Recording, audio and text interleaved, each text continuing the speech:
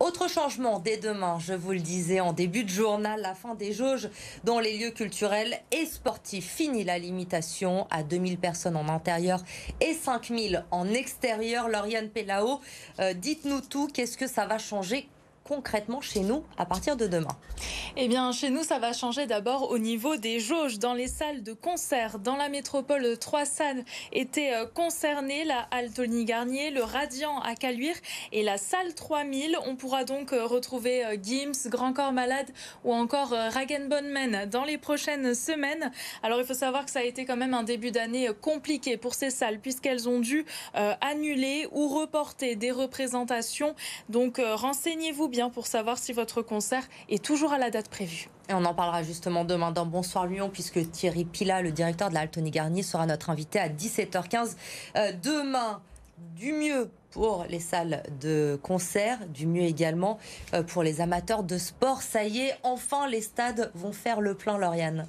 Oui, enfin, les supporters pourront revenir dans les stades. Vous pourrez donc retrouver l'OL au Groupama Stadium face à Nice le 13 février. À l'Astrobal, la prochaine rencontre de l'Asvel, ce sera contre Strasbourg ce dimanche. Quant au Loup, il affrontera le Stade Français ce samedi à Gerland. Et pour ce gros match, la présence des supporters pourrait bien faire la différence. C'est coté.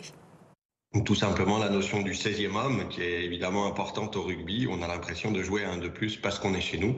Donc il y a l'avantage du terrain bien sûr, il y a surtout l'avantage du public et le fait d'avoir, on ne sait pas combien on sera, peut-être 12-13 000 personnes qui crient Alléluia derrière nous. C'est évidemment un supplément d'âme pour tous les joueurs et puis un grand bonheur de pouvoir partager les émotions que seul le Loup Rugby peut nous offrir.